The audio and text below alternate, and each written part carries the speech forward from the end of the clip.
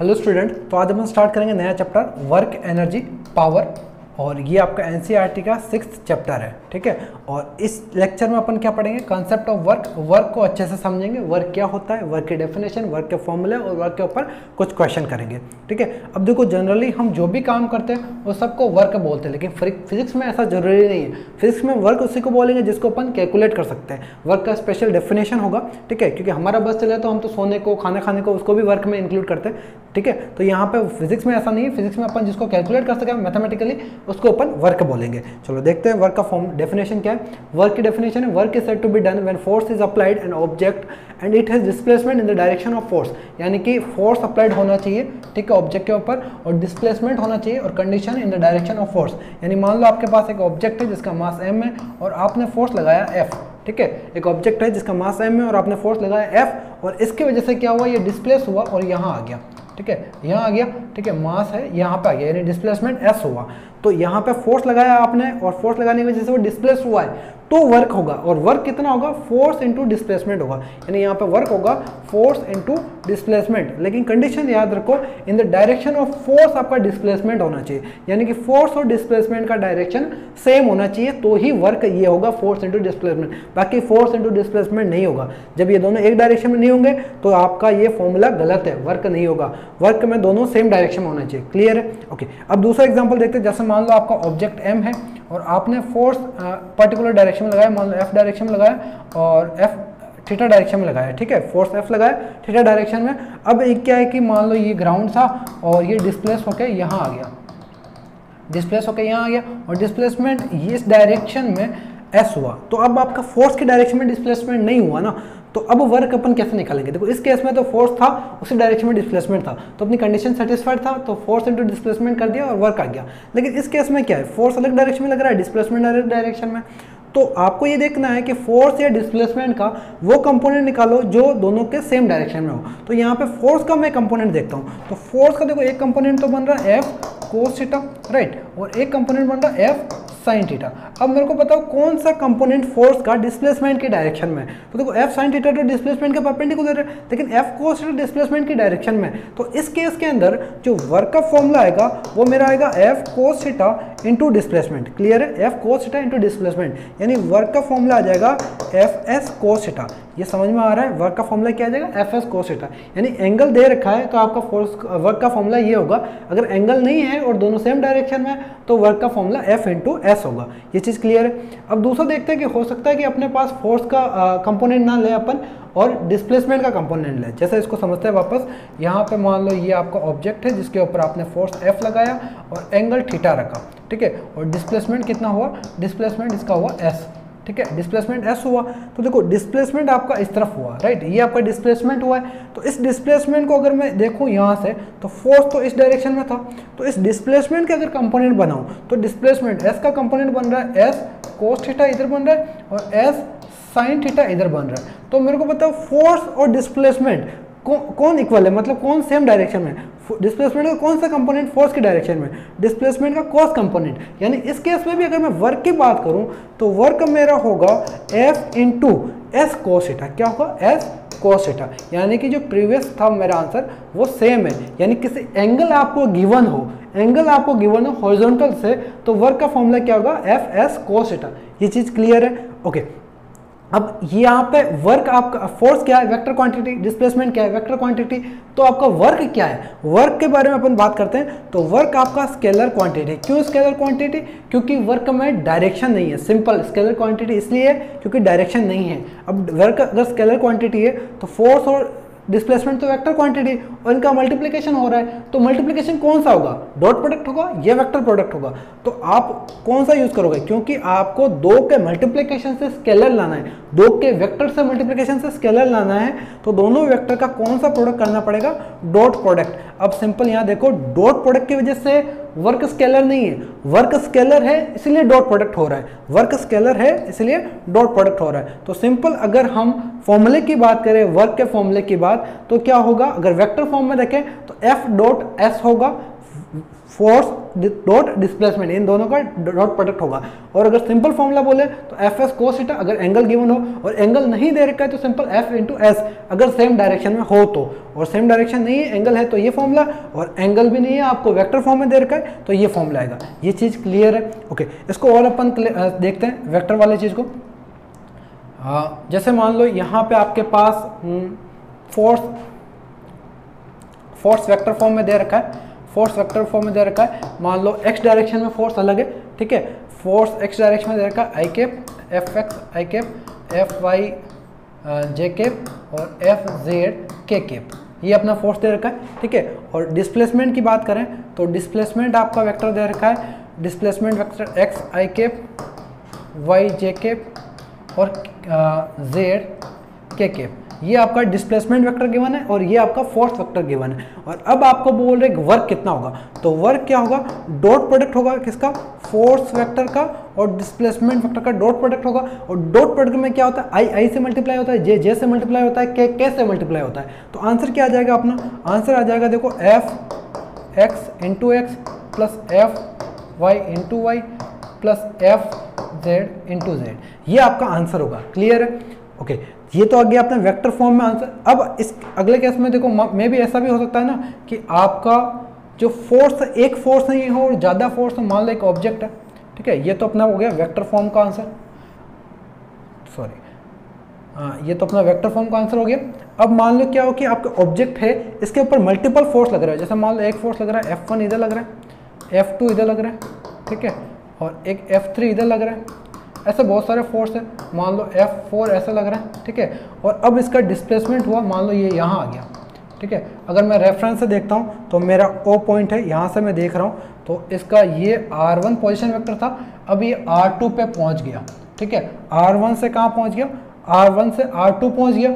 अब मेरे को बताओ कि वर्क कितना होगा, अब इस केस में वर्क कितना होगा। तो देखो पहले तो मेरे को फोर्स ही अजीब तरीके से दे रखा है और डिस्प्लेसमेंट भी अजीब तरीके से दे रखा है। तो पहले मैं फोर्स को ठीक करूंगा, डिस्प्लेसमेंट को ठीक करूंगा, फिर दोनों को सेम डायरेक्शन में लूंगा या फिर दोनों का वेक्टर से सॉल्व करूंगा। क्लियर है? तो अगर मैं फोर्स की बात करूँ तो फोर्स आपको यूज करना है इस केस के अंदर, फोर्स यूज करना है नेट फोर्स। कौन सा फोर्स यूज करना है, नेट फोर्स। नेट फोर्स क्या होगा, F1 plus F2 plus F3 plus F4 जितने भी हो ये होगा, इनका सम करना है। ऐसे सम नहीं करना जो मैंने लिखा है वो गलत है, इसमें गलती कहाँ है, आपको वेक्टर सम करना है। कौन सा सम करना है, वेक्टर सम, यानी आपको क्या है कि ये नेट फोर्स वेक्टर फॉर्म में निकालना है। तो वेक्टर फॉर्म में अपन ने नेट फोर्स निकाल दिया।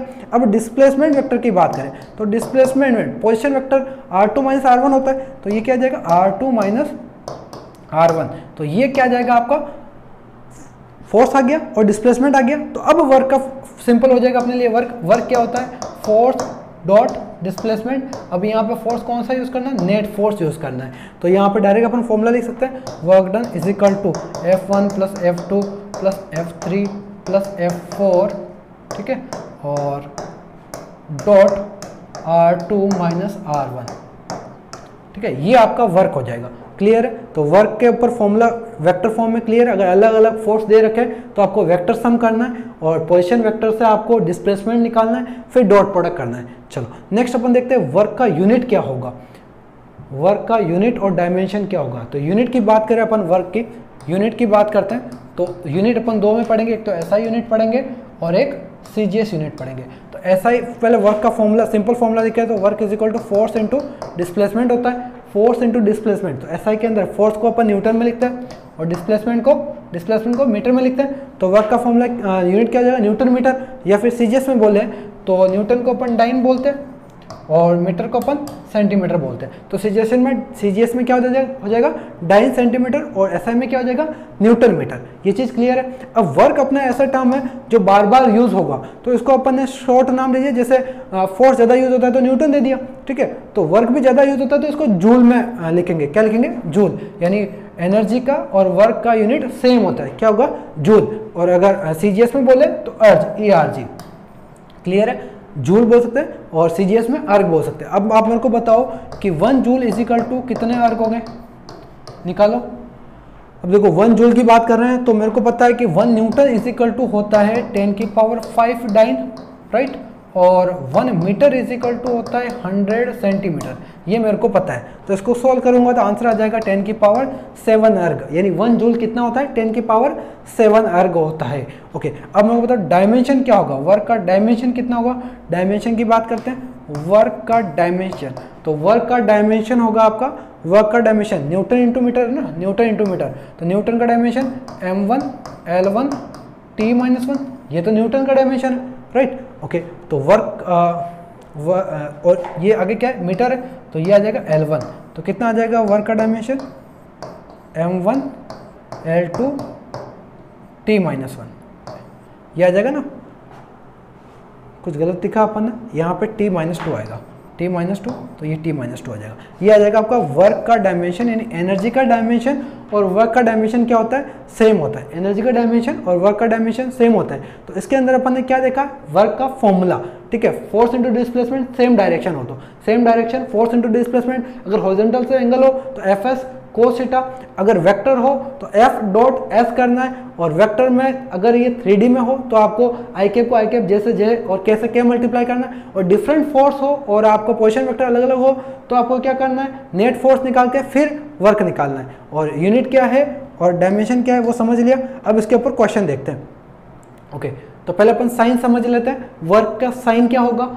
देखो, तो वर्क पॉजिटिव भी हो सकता है नेगेटिव भी हो सकता है। क्यों पॉजिटिव नेगेटिव हो सकता है, क्योंकि वर्क का फॉर्मूला क्या है, अगर अपन एंगल्स की बात करें तो एफ एस, वर्क का फॉर्मूला आ जाएगा work is equal to F S cos theta. तो देखो, अगर एस भी पॉजिटिव है और एफ भी पॉजिटिव है तो पूरा वर्क डिपेंड करेगा साइन पे, किसके ऊपर, कोस थीटा पे, क्योंकि कोस थीटा की वैल्यू है ना, कोस थीटा की वैल्यू आपकी कहाँ से कहाँ होती है, -1 से +1 तक होती है ना, यानी कि +1 से कम हो सकती है, +1 जितनी हो सकती है, और मिनिमम कितनी हो सकती है, -1 हो सकती है। तो कोस की वैल्यू नेगेटिव हो सकती है, इसका मतलब वर्क नेगेटिव हो सकता है और पॉजिटिव भी हो सकता है। तो किस केस में पॉजिटिव होगा किस केस में नेगेटिव होगा वो समझना है।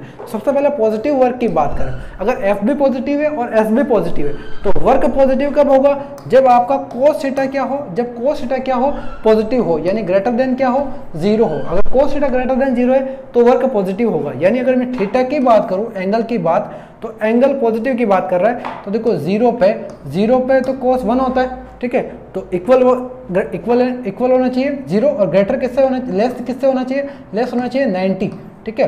90 पे क्या होता है 0 हो जाता है, तो आपका थीटा क्या होना चाहिए 90 से कम होना चाहिए, और ग्रेटर देन इक्वल टू क्या होना चाहिए 0, यानी थीटा एक्यूट एंगल अगर बन रहा है तो वर्क क्या होगा, पॉजिटिव होगा। एग्जाम्पल देखते हैं, जैसे मान लो मैं किसी ऑब्जेक्ट को पुश करूँ, ये मान लो ऑब्जेक्ट है, इसको मैं पुश करता हूँ F फोर्स से, और डिस्प्लेसमेंट मान लो इधर हो गया, ठीक है। तो अब जिस डायरेक्शन में मैंने पुश किया उसी डायरेक्शन में डिस्प्लेसमेंट हुआ, यानी एंगल क्या है 0 है, एंगल क्या है 0 है, तो मेरा जिस डायरेक्शन में मैंने पुश किया उसी डायरेक्शन में मोशन हुआ तो वर्क पॉजिटिव होगा। क्लियर है। जैसे मान लो इस पेन को मैं ऊपर उठाता हूँ, तो अब मैं फोर्स ऊपर लगा रहा हूँ और पेन भी ऊपर जा रहा है, तो वर्क क्या है, पॉजिटिव। या फिर एंगल क्या होना चाहिए, एक्यूट होना चाहिए। अगर एंगल एक्यूट है, लेस देन 90 है, तो वर्क क्या होगा, पॉजिटिव होगा। अब नेगेटिव की बात करते हैं, तो कोस थीटा क्या होना चाहिए आपका, कोस थीटा क्या होना चाहिए, लेस देन क्या होना चाहिए, 0 होना चाहिए। कोस थीटा लेस देन 0 है तो आपका क्या होगा, वर्क नेगेटिव होगा। अब यहाँ पे एंगल की बात करें तो एंगल ग्रेटर देन तो होना चाहिए 90, और लेस देन इक्वल टू क्या होना चाहिए 180, ठीक है। यानी ऑब्ट्यूस एंगल होना चाहिए, लेस देन कितना होना चाहिए 180, ग्रेटर देन 90 होना चाहिए। यानी कि अगर मैं पुश आगे करूं और ऑब्जेक्ट पीछे जाए तो वर्क क्या होगा, नेगेटिव होगा।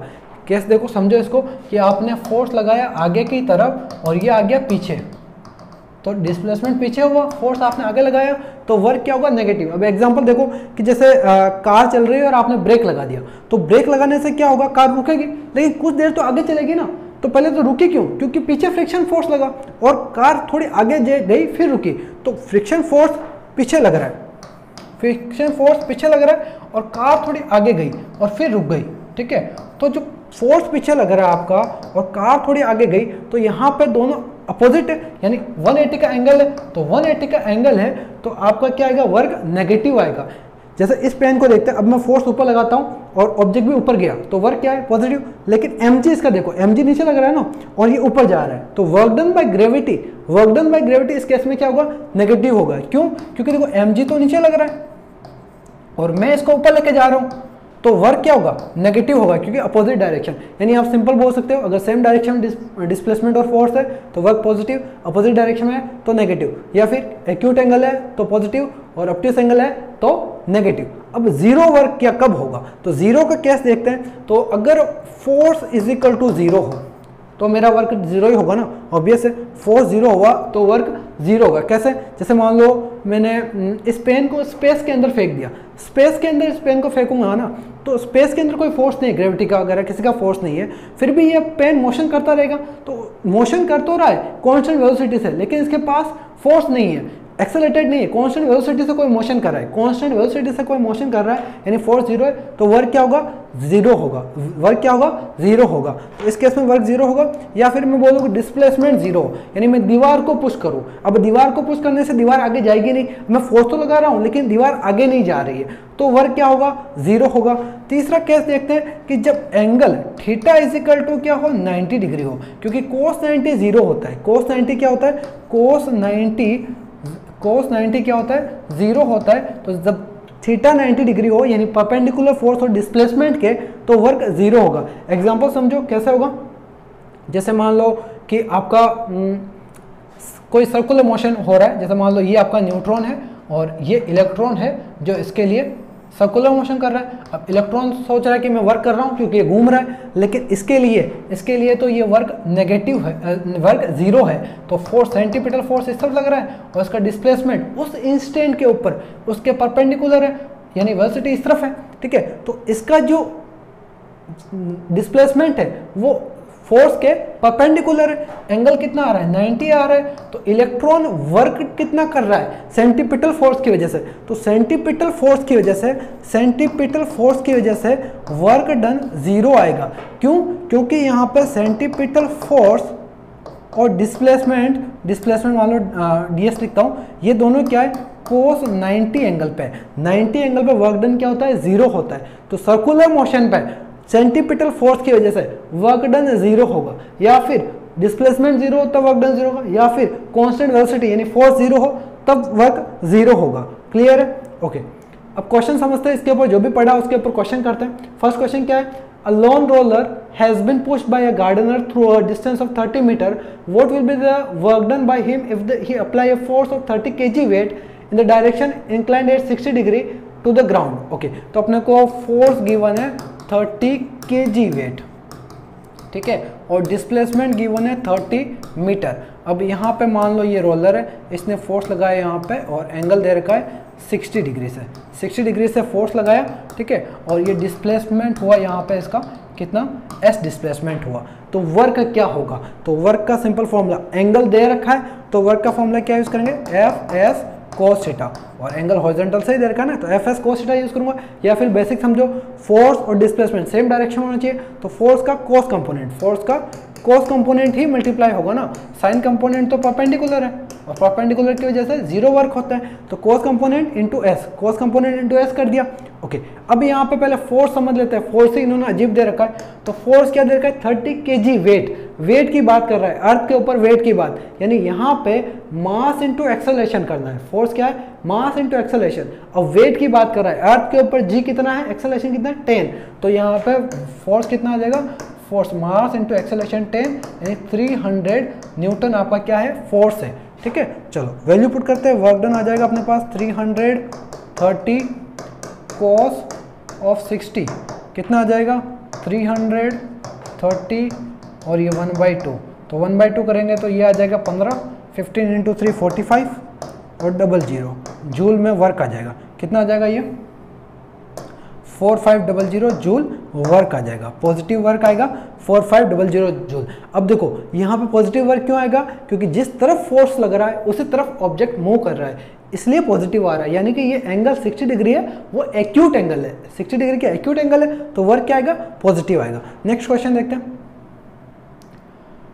Okay, a particle push by a force 2i cap 3j cap -2k cap and 5i cap.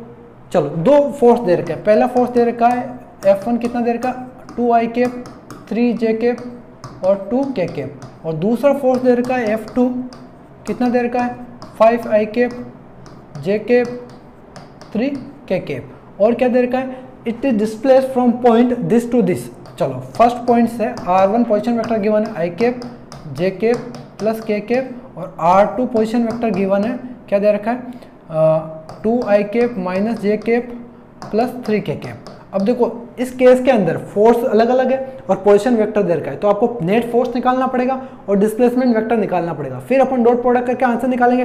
तो वर्क का फॉर्मूला तो अपना वही रहेगा, कौन सा, F डॉट S, ठीक है। लेकिन अब फोर्स ज़्यादा है तो फोर्स नेट फोर्स निकालेंगे, ठीक है, और डिस्प्लेसमेंट पोजीशन वेक्टर से निकालेंगे। तो अगर मैं नेट फोर्स की बात करूँ तो नेट फोर्स क्या होगा आपका F1 प्लस F2 होगा, वेक्टर समीशन होगा। अब वेक्टर समीशन में क्या होगा 2 प्लस 5 कितना 7i cap, 2 plus 5 7i cap और फिर 3 ये आ जाएगा 2j कैप और ये आ जाएगा माइनस 5k कैप। ये तो आ गया आपके पास नेट फोर्स F नेट आ गया।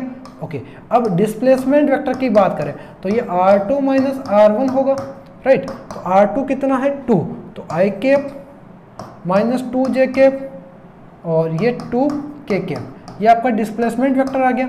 अब वर्क निकाल लेते हैं अपन, तो वर्क आ जाएगा आपका फोर्स और displacement, net force F net dot displacement vector. Okay, F net कितना है 7i cap 2j cap 5k cap. Okay, ये तो आपका फोर्स आ गया और vector sum i cap 2j cap और 2k कैप, ये आ गया आपका डिस्प्लेसमेंट वेक्टर। अब आप i कैप को i कैप से, j कैप को j कैप से, k कैप को k कैप से, या फिर मैंने आपको थ्योरी में डायरेक्ट बताया उससे भी कर सकते हो। ओके, तो मल्टीप्लाई करते हैं, 7 को 1 से तो 7 और 2 को 2 से तो -4 और 5 से 2 को 5 से 2 10 आ जाएगा। ओके, चलो कितना आ गया 14 माइनस 7, तो कितना आ जाएगा ये -7 जूल। तो वर्क क्या होगा -7 जूल होगा। क्लियर है? ओके, नेक्स्ट क्वेश्चन, नेक्स्ट देखते हैं। Work done by variable force. अभी तक अपन ने जो भी पढ़ा है उसमें वर्क फोर्स क्या था, कांस्टेंट था। अब इस केस में क्या करते हैं अपन, फोर्स को वेरिएबल ले लेते हैं। जैसे मान लो एक ऑब्जेक्ट है, ठीक है, अब फोर्स आप लगा रहे हो इस तरफ और ऑब्जेक्ट मोशन कर रहा है इस तरफ, ठीक है। अब यहाँ पे पॉजिटिव वर्क होगा क्योंकि फोर्स और डिस्प्लेसमेंट सेम डायरेक्शन में है, ठीक है। लेकिन जो फोर्स है वो वेरिएबल है, यानी कि फोर्स पोजीशन के साथ एस के साथ वेरी कर रहा है। जैसे मैं फोर्स को बोल दूं कि F इज इक्वल टू के टाइम्स ऑफ एस, यानी कि अगर S 0 है तो फोर्स 0, S 1 है तो फोर्स के है, S 2 है तो फोर्स 2k है। यानी डिस्प्लेसमेंट के साथ फोर्स क्या कर रहा है, वेरी कर रहा है। जैसे मान लो आपको सब्जी लेने के लिए बाइक दे दी, तो आप बाइक जितना स्टार्टिंग में तो बाइक धीरे चलाओगे ना, लेकिन बाद में आप स्पीड से चलाओ, घर के बाहर निकलने के बाद तो स्पीड से बाइक चलाओगे तो वहाँ पे जो आप है आपका फोर्स जो लगा रहे हो आपका वो वेरिएबल फोर्स है। वो क्या है, वेरिएबल फोर्स है। क्लियर है? यानी कि यहाँ पे जब वेरिएबल फोर्स हो तो अपन वर्क डन कैसे निकालेंगे, ये चीज़ क्लियर है। ओके, तो वेरिएबल फोर्स के लिए हम क्या कर सकते हैं, क्योंकि हमें नहीं पता कि कांस्टेंट फोर्स कहाँ पे है, पूरा कांस्टेंट है ये नहीं पता, तो हम क्या करते हैं, छोटा सा पोजीशन लेते हैं। इस पोजीशन के लिए, इस टाइम के लिए मान लेते हैं कि जो फोर्स है वो मान लेते हैं अपना F है, ठीक है। फोर्स मान लेते हैं Fs है, यानी S का फंक्शन है। फोर्स आपका S का फंक्शन है, ठीक है। इस पोजीशन में फोर्स Fs है। ओके, और यहाँ पे जो डिस्प्लेसमेंट है वो थोड़ा सा डिस्प्लेसमेंट मान लो ds है। कितना डिस्प्लेसमेंट, ds है। तो इस टाइम के लिए, इस इंस्टेंट के लिए मैं अगर वर्क की बात करूं तो वर्क क्या होगा, तो अपन कैलकुलस मेथड से निकालते हैं। तो वर्क क्या होगा, कैलकुलस मेथड में वर्क होगा dw is equal to Fs और डॉट प्रोडक्ट होगा किसके साथ, ds के साथ, यही होगा ना। ओके, वेक्टर लिखना तो वेक्टर लिख लो, ठीक है। ये आपका वर्क होगा, dot product Fs ds। F क्या है, फंक्शन ऑफ S है क्योंकि वेरी कर रहा है। चलो, ये आपका वर्क होगा। अब यहाँ पे ये उस इंस्टेंट का वर्क है। अब आपको बोल रहे कि आप यहाँ से यहाँ जा रहे हो, ठीक है, यहाँ से यहाँ जा रहे हो, ठीक है। मान लो आप कहाँ से कहाँ जा रहे हो, यहाँ पे लिख लेता हूँ मैं, S1 से S2 जा रहे हो। कहाँ से कहाँ जा रहे हो, S1 से S2 जा रहे हो, तो वर्क क्या होगा, तो S1 से S2 जा रहे हो तो आपका वर्क होगा यहाँ पे इनिशियल तो dw, यानी इनिशियल वर्क 0 था, मान लो बाद में वर्क w हो गया, तो यहाँ पे क्या होगा, S1 से आप S2 गए Fs ds, यानी आपको क्या करना पड़ेगा, इंटीग्रेशन करना पड़ेगा। क्या करना पड़ेगा, Fs ds, इंटीग्रेशन करना पड़ेगा, ठीक है। F क्या है, फंक्शन ऑफ S है, तो आपको क्या करना है, S1 और S2 आपका लिमिट है, लोअर लिमिट और अपर लिमिट, तो आप इंटीग्रेशन करके आप आंसर निकाल सकते हो। यानी कैलकुलस मेथड में क्या करेंगे, हम इंटीग्रेशन करेंगे। इसी तरह ग्राफिकल मेथड देखेंगे अपन। तो यहाँ पे देखो, अगर वेक्टर है जैसे मान लो ये वेक्टर दे रखा है, अब सिंपल है फोर्स और एस और डी एस तो डायरेक्ट अपन कर लेंगे, लेकिन अगर वेक्टर फॉर्म में दे रखा है, जैसे मैं बोलूँ कि मान लो आपको फोर्स दे रखा है कि ये तो था मान लो 1D में, मान लो 3D में दे रखा हो, ठीक है, यानी कि जो आपका फोर्स दे रखा है वो फंक्शन ऑफ एक्स भी है, ठीक है, एफ आई कैप, और फंक्शन ऑफ वाई भी है, ठीक है, जे कैप, और फंक्शन ऑफ के भी है, ठीक है, जेड भी है, के कैप, ठीक है, इस तरह से फोर्स है। और डिस्प्लेसमेंट वेक्टर की बात करूं तो आपको एक्स डायरेक्शन में भी डिस्प्लेसमेंट हो रहा है, थोड़ा सा वाई डायरेक्शन में भी हो रहा है, ठीक है, और जेड डायरेक्शन में भी हो रहा है, ठीक है। तो अब इस केस में आपका वर्क क्या होगा, इस केस में वर्क क्या होगा, सिंपल वर्क का फॉर्मूला डी डब्ल्यू, ये तो आ जाएगा, इसको इंटीग्रेट करेंगे तो ये आ जाएगा W is equal to S1 से S2 FS DS, राइट, यानी आपको इंटीग्रेशन करना पड़ेगा। तो यहाँ पे अपन देख लेते हैं, तो यहाँ पे इंटीग्रेशन करना है दोनों को। अब अपने को पता है कि डॉट प्रोडक्ट करके इंटीग्रेशन करना है, तो अपने को पता है आई कैप को आई कैप से मल्टीप्लाई करेंगे, जे कैप को जे कैप से, और के कैप को के कैप से मल्टीप्लाई करेंगे, यानी कि यहाँ पे वर्क का फॉर्मूला आ जाएगा वर्क इज इक्वल टू, आप आई कैप को आई कैप से मल्टीप्लाई करोगे यानी F X function of X D X, right, okay, और integration of function of Y force function of Y D Y, और जे कैप में force function of Z D Z, ठीक है। और लिमिट यहाँ पे आप पोजीशन आपको दे रखा होगा, पोजीशन दे रखा होगा, इनिशियल पोजीशन और फाइनल पोजीशन, तो मैं लिख देता हूँ x1 से x2 गया, और ये y1 से y2 गया, और ये z1 से z2 गया। तो ये आपका वर्क का फॉर्मूला होगा, क्लियर है, ओके। जब वर्क वेरी कर रहा हो, वर्क फोर्स वेरिएबल हो, जब फोर्स वेरिएबल हो तो वर्क का फॉर्मूला क्या होगा, इंटीग्रेशन होगा, क्लियर है। जब फोर्स वेरिएबल हो तो इंटीग्रेशन से अपने को सोल्व करना है, और जब आपका वेक्टर फॉर्म में दे रखा हो 3D के अंदर तो आपको x को x से मल्टीप्लाई करना है, y को y से, और z को z से मल्टीप्लाई करके वर्क निकालना है। अब दूसरा केस देखते हैं कि जब ग्राफिकल मेथड से कैसे सॉल्व करेंगे, यानी कि आपको ग्राफ गिवन है, ठीक है, यानी आपको फंक्शन नहीं दे रखा है, फोर्स फंक्शन नहीं दे रखा है x का, लेकिन ग्राफ दे रखा है जो आपको वेरिएबल कर रहा है। जैसे कांस्टेंट का ग्राफ क्या है, जैसे कांस्टेंट का ग्राफ तो ये है ना कि फोर्स है जो चेंज ही नहीं हो रहा है डिस्प्लेसमेंट के साथ, लेकिन ऑब्जेक्ट आगे बढ़ रहा है, ठीक है, फोर्स है वो, जैसे ऑब्जेक्ट है आपने फोर्स लगाया F और डिस्प्लेसमेंट हुआ यहाँ पे, ठीक है, अब फोर्स चेंज ही नहीं हो रहा तो कांस्टेंट है। लेकिन अब क्या है कि मान लो फोर्स वेरी कर रहा है, ठीक है, फोर्स वेरी कर रहा है मतलब फोर्स क्या है आपका वेरिएबल फोर्स है, तो आपका ग्राफ कुछ इस तरह से आएगा, मे भी ऐसा भी हो सकता है, ऐसा कुछ भी हो सकता है ग्राफ, ठीक है, ऐसा कुछ भी ग्राफ हो सकता है। तब इस केस में अपन कैसे आंसर निकालेंगे, क्योंकि अपने को फंक्शन नहीं दे रखा है, फंक्शन दे रखा हो तो इंटीग्रेशन कर लेते हैं। अब यहाँ पे ग्राफ दे रखा है तो ग्राफ से अपन क्या करेंगे, ग्राफ से हम एरिया फाइंड करेंगे। क्यों एरिया फाइंड करें, क्योंकि वर्क का फॉर्मूला होता है F इंटू एस, और F इंटू एस करता हूँ तो ये मेरा एरिया आता है। तो आपको क्या करना है कि जब ग्राफिकल मेथड से वर्क निकालना हो तो क्या करना है, work is equal to area under F S curve करना है, F S curve, area under F S curve करना है। जैसे ही आपको ग्राफ दे रखा है और वर्क निकालना है तो एफ एस कर्व का एरिया निकाल देना है। इसको समझते हैं, देखो जैसे मान लो यहाँ पे इसके ऊपर क्वेश्चन कर लेंगे। अब देखो पॉजिटिव वर्क कैसे होगा, नेगेटिव कैसे होगा वो देखते हैं। मान लो आपको इस तरह से ग्राफ दे रखा है, ठीक है, ठीक है। अब यहाँ पे वर्क कैसे निकालेंगे, तो मैं को क्या करना है, area under F S curve करना है ना। तो देखो एरिया एक तो ये आ रहा है, ठीक है, यानी एक ट्राइंगल ये आ रहा है और एक ये भी आ रहा है, ठीक है, ये भी area under F S curve भी है, ठीक है। तो यहाँ पे ऊपर वाला वर्क पॉजिटिव होगा और नीचे वाला वर्क नेगेटिव होगा, और दोनों को आपको क्या करना है, सम करना है। अब ऊपर वाला पॉजिटिव क्यों है, क्योंकि ऊपर एफ है वो 0 से ऊपर है ना, तो एफ पॉजिटिव है, और नीचे एफ क्या है, नेगेटिव है। तो एफ इंटू एस, एफ तो नेगेटिव है तो नीचे का वर्क नेगेटिव आएगा, ऊपर का वर्क पॉजिटिव आएगा। इसके ऊपर क्वेश्चन देख लेते हैं अपन।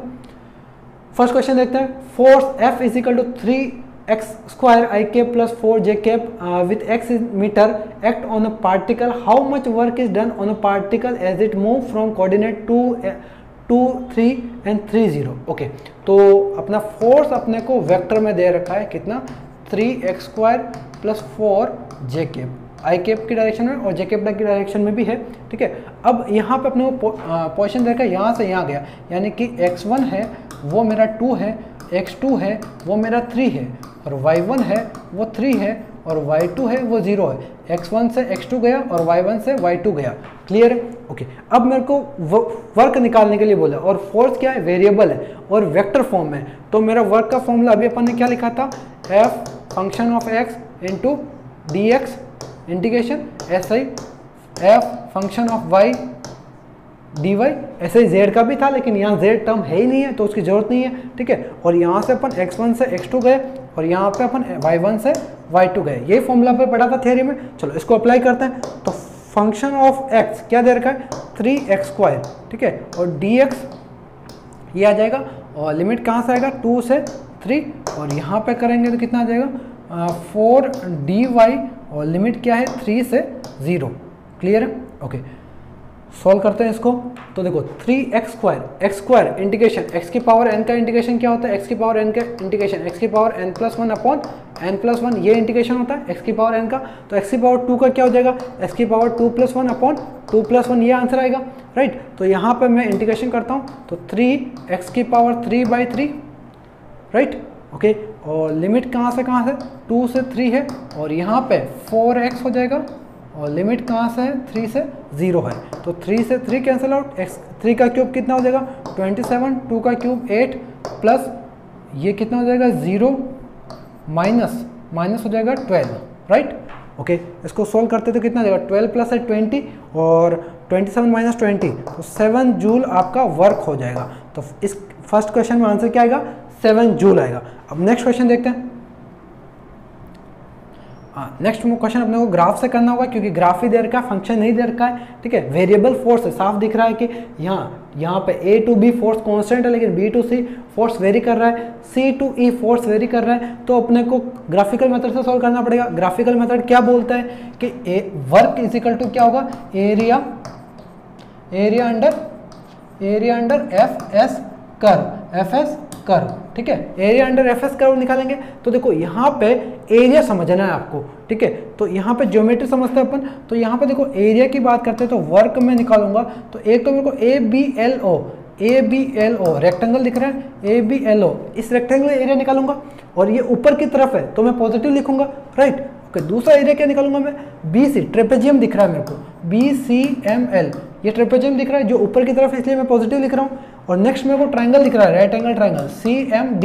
राइट, ओके, अब नीचे की तरफ एक ट्रायंगल और दिख रहा है वो नेगेटिव लिखूंगा क्योंकि वो एक्स एक्सिस से नीचे की तरफ है। या फिर आप यहाँ से देख सकते हो F ऊपर पॉजिटिव F नीचे negative, force into displacement, force negative है डिस्प्लेसमेंट पॉजिटिव, नेगेटिव आंसर आएगा। कितना आएगा, ये भी एरिया हो जाएगा DNE। क्लियर है, आपको इनका एरिया निकाल के सोल्व करना है। ओके, सबसे पहले मैं ABCD का एरिया लिखता हूँ, सॉरी ABLD का। तो राइट एंगल क्या रेक्टेंगल है तो हाइट कितना है 20 और लेंथ कितना है 5। ओके, ट्रेपेजियम फॉर्मूला क्या है, half sum of parallel side का सम कितना है 20 प्लस 30 और हाइट कितना है 10 minus 5। Okay, next CMD right angle triangle, half base into height, base कितना है, बेस 20 माइनस 10 और हाइट कितना है 30। Next minus base into height, right angle triangle, तो बेस कितना है 30 माइनस 20 10 और हाइट कितना है 30। राइट, अब देखो ये टर्म और ये टर्म सेम है, कैंसिल आउट हो जाएगा यानी 0 हो जाएगा। अब अपने को इन दोनों को ऐड करना है, 5 इंटू 2 100।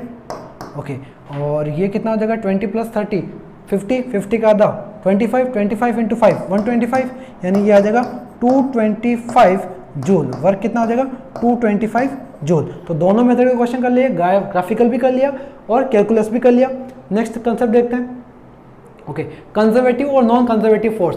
तो दो तरह के फोर्स होते हैं, एक तो कंजर्वेटिव फोर्स होगा और एक नॉन कंजर्वेटिव फोर्स होगा। तो उनको कैसे आइडेंटिफाई करेंगे, किसको कंजर्वेटिव बोलेंगे किसको नॉन कंजर्वेटिव बोलेंगे, तो वर्क से पता करेंगे अपन। तो अगर work depend on initial and final position, अगर किसी फोर्स से अपन ने वर्क किया और वर्क इनिशियल और फाइनल पोजीशन पे डिपेंड कर रहा है अगर वो वर्क इनिशियल और फाइनल पोजीशन पे डिपेंड कर रहा है तो वो क्या है, कंजर्वेटिव फोर्स है। और नॉन कंजर्वेटिव किसको बोलेंगे, जो पाथ पे डिपेंड कर रहा है। जो किस पे डिपेंड कर रहा है, सिर्फ पाथ पे, यानी इसके अंदर पाथ पे डिपेंड नहीं करता है, इसके अंदर पाथ पे डिपेंड करता है। यानी कंजर्वेटिव फोर्स उसको बोलेंगे जो पाथ पे डिपेंड करता है, नॉन कंजर्वेटिव उसको, सॉरी, पाथ पे डिपेंड नहीं करता है, और नॉन कंजर्वेटिव उसको बोलेंगे जो पाथ पे डिपेंड करता है, जो इनिशियल और फाइनल पोजीशन पे डिपेंड नहीं करता है। इसको समझते हैं। देखो जैसे मान लो ए से बी गया, ए से बी गया, ठीक है। अब मैं मान लो एक पाथ मैंने ये लिया, ठीक है, ये मेरा फर्स्ट पाथ, सेकंड पाथ मैंने ये लिया, सेकंड पाथ है ये, और ये थर्ड पाथ लिया, ठीक है। अब इसमें क्या बोल रखा है, कंजर्वेटिव फोर्स उसको बोलेंगे जो इनिशियल और फाइनल पोजीशन पे ही डिपेंड करता है, पाथ पे डिपेंड नहीं करता। यानी कि मैं 1 से जाऊं या सेकंड से जाऊं या थर्ड से जाऊं, वर्क मेरा सेम होगा। क्यों सेम होगा, क्योंकि इनिशियल और फाइनल पोजीशन सेम है। क्या है, ए और बी, तीनों केस में इनिशियल और फाइनल पोजीशन सेम है। तो मैं ये जो कंजर्वेटिव फोर्स है तो वर्क तीनों का क्या होगा, सेम होगा। ओके, नॉन कंजर्वेटिव में क्या है, पाथ पे डिपेंड करता है, यानी पोजीशन पे नहीं डिपेंड करता। इनिशियल फाइनल पोजीशन क्या है, पाथ कितना कैसा है उस पर डिपेंड करता है। तो तीनों पाथ अलग अलग है, यानी तीनों के वर्क अलग अलग आएंगे, यानी तीनों वर्क इक्वल नहीं होंगे। यानी for first work is not equal to second work, is not equal to third work. Clear है, यानी तीनों वर्क अलग अलग होंगे। समझ में आया। अब इसका एग्जांपल क्या होगा, जितने भी फील्ड वाले हैं या फिर ग्रेविटेशनल फोर्स, इलेक्ट्रोमैग्नेटिक फोर्स होते हैं, उनका वर्क डन क्या है, उनका वो क्या वर्क डन इनिशियल और फाइनल पोजीशन पर डिपेंड करता है, पाथ पे डिपेंड नहीं करता। या फिर उनको बोल सकते हैं कंजर्वेटिव फोर्स है, यानी ग्रेविटेशनल फोर्स कंजर्वेटिव है, इलेक्ट्रोस्टैटिक फोर्स कंजर्वेटिव है, मैग्नेटिक फोर्स कंजर्वेटिव है। जैसे मान लो इस पेन को मैं यहाँ से यहाँ लेके जाऊँ, तो भले मैं यहाँ ऐसे लेके जाऊँ या ऐसे घुमा के लेके जाऊँ या ऐसे घुमा के लेके जाऊँ यहाँ पे, तो वर्क डन तीनों केस में सेम होगा, क्योंकि फोर्स क्या है, कंजर्वेटिव ग्रेविटेशनल फोर्स है। लेकिन इस केस में अगर फ्रिक्शन की बात करते हैं, यानी आपको यहाँ से मान लो गांधीधाम जाना है, आदिपुर से गांधीधाम जाना है, अब आप घूम के जाते हो, यानी फ्रिक्शन लग रहा है, ठीक है, घूम के जाते हो, कार में फ्रिक्शन लगेगा तो वर्क अलग अलग। अगर आप पेट्रोल आपका ज़्यादा चलेगा ना, अगर आप ज़्यादा डिस्टेंस से चलोगे तो पेट्रोल ज़्यादा चलेगा, यानी वर्क ज़्यादा होगा। तो यहाँ पे friction force, viscous force, tension force, इनका वर्क क्या है, डिपेंड करेगा पाथ के ऊपर। यानी ये तीनों फोर्स क्या है, नॉन कंजर्वेटिव फोर्स है। कंजर्वेटिव वो फोर्स है जो इनिशियल, उनका वर्क इनिशियल और फाइनल पोजीशन पे ही डिपेंड करता है, पाथ पे डिपेंड नहीं करता है। और नॉन कंजर्वेटिव वो फोर्स है जिनका वर्क पाथ पे डिपेंड करता है। अब दूसरा केस देखते हैं कि मान लो आप ए से बी गए, मान लो आदिपुर से गांधीधाम गए, ठीक है, और फिर क्या किया, आप वापस गांधीधाम से आदिपुर आ गए, ठीक है। ये आपने मान लो फर्स्ट पाथ यूज किया और सेकंड पाथ ये यूज किया, ठीक है। अब यहाँ पे इनिशियल और फाइनल पोजीशन पे डिपेंड करता है वर्क, ठीक है, इनिशियल और फाइनल पोजीशन पे डिपेंड करता है, पाथ पे डिपेंड नहीं करता ना। यानी work done first is equal to work done second होगा। क्या है, मैंने सही लिखा है, कुछ गलती तो नहीं है, work done 1 is equal to work done second होगा। ये गलत है। क्यों गलत है, क्योंकि देखो यहाँ से मैं इस तरफ जा रहा हूँ, यानी कि मैंने पहले डिसाइड कर दिया कि डिस्प्लेसमेंट मेरा इस तरफ पॉजिटिव है, तो ये डिस्प्लेसमेंट तो उल्टा है ना, ये तो उल्टा है ना, यानी ये डिस्प्लेसमेंट मेरा क्या होगा, नेगेटिव होगा। तो ये वर्क मेरा नेगेटिव होगा, मैग्नीट्यूड में सेम होगा लेकिन ये वर्क मेरा क्या होगा, नेगेटिव होगा, ठीक है। ये वर्क मेरा क्या होगा, नेगेटिव होगा, यानी कि इन दोनों का वर्क मैग्नीट्यूड में इक्वल होगा लेकिन साइन में अपोजिट होगा। अगर इसको पॉजिटिव बोलता हूँ तो ये नेगेटिव, इसको पॉजिटिव बोलता हूँ तो ये नेगेटिव। क्लियर है, ओके। अब इस केस में बात करते हैं नॉन कंजर्वेटिव, तो work done 1 not equal to work done 2 होगा मैग्नीट्यूड में, ठीक है। और सेकंड वर्क तो नेगेटिव होगा ही, श्योर है, बट इक्वल नहीं होगा, मैग्नीट्यूड में इक्वल नहीं होंगे। तो अगर मैं टोटल वर्क की बात करूं, नेट वर्क की बात करूं, यहाँ पे मैं ए से बी गया, फिर बी से वापस ए आ गया, और कंजर्वेटिव के अंदर मैं टोटल वर्क की बात करूं या नेट वर्क की बात करें, तो नेट वर्क क्या होता है आपका, W1 plus W2। Total work तो ये होगा ना, W1 प्लस W2। तो यहाँ पे W1 प्लस W2, तो W1 तो पॉजिटिव है लेकिन W2 क्या है, नेगेटिव है। W2 क्या है, नेगेटिव है। और यहाँ पे मैग्नीट्यूड सेम है, मैग्नीट्यूड सेम है ना, कंजर्वेटिव फोर्स में मैग्नीट्यूड सेम है, तो आपका कंजर्वेटिव जब फोर्स है तब वर्क क्या आ जाएगा, 0 आ जाएगा। किस केस में, सर्कुलर मोशन में, यानी उसी पाथ पे, उसी पोजीशन पे आप वापस आ जाते हो घूम फिर के, तो नेट वर्क, टोटल वर्क कितना होगा, 0 होगा। किस केस में, कंजर्वेटिव फोर्स के केस में, ओके। नॉन कंजर्वेटिव केस में ऐसा नहीं होता। नॉन कंजर्वेटिव केस के अंदर आप नेट वर्क या टोटल वर्क की बात करते हो तो W1 प्लस W2 होगा। अब यहाँ पे श्योर है W2 नेगेटिव है, W2 नेगेटिव है, लेकिन ये नॉट इक्वल टू 0 आएगा, नॉट इक्वल टू 0 आएगा, यानी आपका नेट वर्क 0 नहीं होगा। क्लियर है। अगर आप उसी पोजीशन पे वापस आ गए, मान लो आदिपुर से गांधीधाम गए किसी एक अलग मेथड पाथ से और फिर दूसरे पाथ से वापस आ गए उसी पोजीशन पे, तो नेटवर्क जीरो नहीं होगा, ठीक है। किस केस में? Non conservative. लेकिन कंजर्वेटिव केस में सर्कुलर मोशन पे वर्क डन जीरो होता है। ओके, नेक्स्ट देखते हैं। तो वीडियो पॉज करके इस क्वेश्चन को पढ़ लो, मैं डायरेक्ट सॉल्व करता हूँ इसको। क्वेश्चन में क्या बोल रखा है, तो ये आपका ट्रंक है, ठीक है, ये आपका ऑब्जेक्ट है जिसको आप पुश कर रहा है ए, ठीक है, इस तरफ पुश कर रहा है और बी इस तरफ पुश कर रहा है। तो ए जो पुश कर रहा है उसका फोर्स कितना दे रखा है, उसका फोर्स दे रखा है 15 न्यूटन, और बी जो पुश कर रहा है उसका फोर्स दे रखा है 12 न्यूटन, और जो ए एंगल है हॉरिजॉन्टल से वो 30 डिग्री है और बी का जो एंगल है वो 40 डिग्री है। क्लियर, ये अपने को गिवन है। और जो ये पुश करके जो डिस्प्लेस हो रहा है ऑब्जेक्ट, डिस्प्लेस होकर यहाँ जा रहा है, डिस्प्लेसमेंट कितना दे रखा है, डिस्प्लेसमेंट अपने को गिवन है 10 मीटर, ओके। और मास गिवन है, मास कितना है 250 kg गिवन है, 250 kg, ओके। अब क्वेश्चन क्या बोला है, what is the net work done on the shape by force F1 and F2 during the displacement, यानी दोनों फोर्स की वजह से नेट वर्क कितना होगा। अब नेट वर्क का फॉर्मूला की बात करें तो वर्क का फॉर्मूला की बात करें तो फोर्स इंटू डिस्प्लेसमेंट होता है, force into displacement in the direction of force. तो यहाँ पे अलग अलग है, यहाँ पे अलग अलग डायरेक्शन है, तो यहाँ पे एंगल है, तो ये मैं F1 लिख देता हूँ, F2 लिख देता हूँ। तो F1 की बात करूँ तो ये F1 को S cos थीटा होगा, ठीक है, और F2 की बात करें तो F2 S cos थीटा, ये आपका आंसर आएगा ना। नेटवर्क क्या होगा, Fs cos थीटा 1 और Fs cos थीटा 2 आएगा, राइट, ओके। तो अगर अपन यहाँ पे सॉल्व करते हैं, F1 भी अपने को पता है, S भी पता है, S तो फिक्स है ना दोनों के लिए, S दोनों के लिए फिक्स है, थीटा 1 थीटा 2 दोनों के लिए अलग अलग है। तो नेटवर्क का वैल्यू पुट करते हैं, F1 कितना है 15 और S कितना है 10 और cos ऑफ थीटा 1 cos 30 आएगा, ठीक है, ओके। F2 कितना है 12 न्यूटन, S कितना है 10 है और cos कितना आएगा cos 40 आएगा। क्लियर, ये आपका नेटवर्क होगा, ठीक है। अब cos 30 तो आपको पता है कितना है, cos 30 आपको पता है √3/2 है, ठीक है, ओके। अब cos 40 आपको नहीं पता है, cos 40 नहीं पता ना, लेकिन tan 40 गिवन है, sin 40 गिवन है, तो cos 40 निकाल सकता हूँ क्योंकि मेरे को पता है tan theta is equal to क्या होता है, sin theta upon cos theta होता है। तो यहाँ से cos theta is equal to आ जाएगा sin theta upon tan theta, ठीक है। तो यहाँ पे क्या लिखेंगे अपन 12 इंटू 10, यहाँ पे क्या लिखूंगा sin theta sin 40 upon tan 40, तो sin 40 है मेरा 0.6427 और tan 40 है मेरा 0.8390। इसको सोल्व करेंगे तो अपना वर्क आ जाएगा। क्लियर है, ओके। नेक्स्ट क्वेश्चन देखते हैं। इसमें सेकंड पार्ट में क्या बोल रखा है इन्होंने, सेकंड पार्ट में बोल रखा है ड्यूरिंग द, ये तो हो गया, चलो इसका आंसर तो ये आ जाएगा, इसको सॉल्व करोगे आंसर आ जाएगा।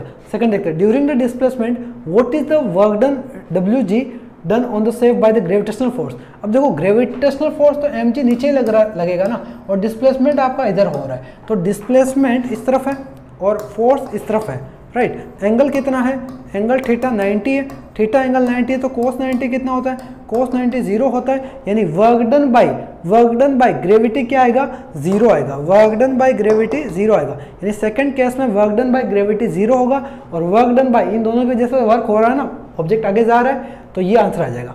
चलो नेक्स्ट देखते हैं। A body of mass 2 kg initially at rest move under action of applied force 7 Newton. Okay, तो यहाँ पे अपने पास एक ऑब्जेक्ट है जिसके ऊपर 7 न्यूटन का फोर्स लग रहा है, ठीक है, और इनिशियली ये रेस्ट में है, तो इनिशियल वेलोसिटी 0 है, ओके। और फ्रिक्शन पीछे लगेगा क्योंकि फोर्स अपन आगे लगा रहे हैं, तो फ्रिक्शन पीछे लगेगा, ठीक है, ओके। और क्या देगा, compute the work done by applied force 10 second, और टाइम अपने को दे रखा है 10 सेकेंड। ओके, चलो सॉल्व करते हैं इसको। देखो अब आप फोर्स आगे की तरफ लगा रहे हो, तो ऑब्जेक्ट को आगे ही जाना चाहिए, लेकिन आगे जाने से पहले ये देखो आप कि फ्रिक्शन कितना है। अगर फ्रिक्शन 7 न्यूटन हो गया, फ्रिक्शन 7 न्यूटन हो गया, तो ये बॉडी मूव ही नहीं करेगा। क्लियर है, तो पहले समझते हैं कि फ्रिक्शन कितना है। फ्रिक्शन की बात करें तो फ्रिक्शन होता है आपका म्यू इंटू एन, राइट, और यहाँ पे एन कितना होगा, ये नीचे mg लग रहा है और ऊपर n है, तो यहाँ पे n इज इक्वल टू क्या आ जाएगा, mg आ जाएगा, यानी कि फ्रिक्शन इज इक्वल टू क्या आ जाएगा, म्यू इंटू एन या फिर म्यू इंटू mg, ये आपका फ्रिक्शन होगा। तो फ्रिक्शन की वैल्यू निकालते हैं, friction is equal to mu कितना है 0.1, m कितना है, m आपका 2 है और g आपका 10 है, तो आपका फ्रिक्शन आ जाएगा 2 न्यूटन। अगर फ्रिक्शन 2 न्यूटन है, फ्रिक्शन आपका 2 न्यूटन है, फ्रिक्शन कितना है 2 न्यूटन है, और फोर्स पीछे 7 लग रहा है, तो फोर्स आगे 7 लग रहा है और पीछे 2 है, तो रिजल्टेंट आगे कितना आ जाएगा, रिजल्टेंट कितना आ जाएगा, रिजल्टेंट एफ नेट की बात करें तो एफ नेट आ जाएगा 7 - 2 = 5 न्यूटन। यानी आगे फोर्स लग रहा है तो इसका मतलब ये आगे जाएगा। तो एफ नेट अपने पास 5 न्यूटन है, इनिशियल स्पीड अपने पास 0 है, टाइम अपने पास 10 सेकंड है, तो डिस्प्लेसमेंट कितना होगा वो निकाल सकते हैं। तो पहले अपन एक्सेलरेशन निकालते हैं। एफ नेट = क्या होता है, mass into net acceleration, right. तो एक्सेलरेशन कितना आ जाएगा मेरे पास, एक्सेलरेशन आ जाएगा फोर्स अपॉन मास, फोर्स है 5 और मास है 2, यानी एक्सेलरेशन आ जाएगा 2.5 मीटर पर सेकंड स्क्वायर। ये आपका एक्सेलरेशन आ गया, ठीक है। अब एक्सेलरेशन आ गया तो अपन डिस्प्लेसमेंट निकाल देंगे, डिस्प्लेसमेंट होगा तो ही अपन वर्क निकाल सकते हैं ना। तो एक्सेलरेशन है अपने पास, इनिशियल स्पीड है, ठीक है, और टाइम है। कौन सा फॉर्मूला यूज़ करेंगे, देखो इनिशियल स्पीड है तो ये फॉर्मूला यूज़ करेंगे सेकंड, न्यूटन बाय का सेकंड फॉर्मूला क्या है, S = UT + ½ AT², ये फॉर्मूला यूज़ करते हैं। ओके, डिस्प्लेसमेंट S = डिस्प्लेसमेंट निकालना, initial speed 0, okay, half acceleration 2.5 और टाइम अपने पास 10 का स्क्वायर 10, राइट। ओके, तो कितना आ जाएगा ये आ जाएगा 125, तो ये 1.25 और 100 ये आ जाएगा 125 सेकेंड। टाइम कितना आ जाएगा 125 सेकेंड, टाइम अपने पास आ गया। अब अपने को क्वेश्चन देखना है, क्या पूछा है क्वेश्चन में, work done by applied force in 10 second. तो फर्स्ट देखता हूँ, फर्स्ट लिखते हैं अपन, फर्स्ट अप्लाइड फोर्स कितना है 7 न्यूटन, तो work done bye 7 Newton. 7 Newton का क्या है, फोर्स इंटू डिस्प्लेसमेंट होता है, 7 न्यूटन, डिस्प्लेसमेंट कितना है 125, राइट। 7 × 125 कितना होता है, निकाल लेना। ये क्या आ जाएगा आपका, work done by applied force आ जाएगा। अब सेकंड में क्या पूछा उन्होंने, सेकंड में पूछा work done by friction force, तो work done by friction force तो क्या आ जाएगा, ये फ्रिक्शन फोर्स इंटू डिस्प्लेसमेंट। अब यहाँ ध्यान दो, तो डिस्प्लेसमेंट आगे की तरफ हो रहा है, फ्रिक्शन पीछे की तरफ लग रहा है, एंगल 120, आगे मैं पुश कर रहा हूँ, ऑब्जेक्ट पीछे जा रहा है, ठीक है, फ्रिक्शन पीछे लग रहा है, ऑब्जेक्ट आगे जा रहा है, अपोजिट है, तो वर्क डन नेगेटिव आएगा। वर्क डन क्या आएगा, नेगेटिव आएगा। कितना आएगा, -2 × 125 जूल, क्लियर है, -2 × 125 यानी 250 जूल आएगा, क्लियर है। ओके, नेक्स्ट क्या पूछा है ना, work done by net force, work done by net force पूछा है। चलो थर्ड देखते हैं अपन, work done by net force, work done by F net, तो एफ नेट × S करेंगे। अब एफ नेट कितना है, एफ नेट है आपका 5, एफ नेट कितना है 5 न्यूटन है, तो यहाँ पे अपन 5 न्यूटन यूज करेंगे, ओके, और डिस्प्लेसमेंट 125, राइट। तो ये आ जाएगा नेट फोर्स की वजह से वर्क डन। अब देखो नेट फोर्स आगे की तरफ और ऑब्जेक्ट भी आगे की तरफ जा रहा है, तो वर्क कितना देगा 5 × 125, क्लियर है।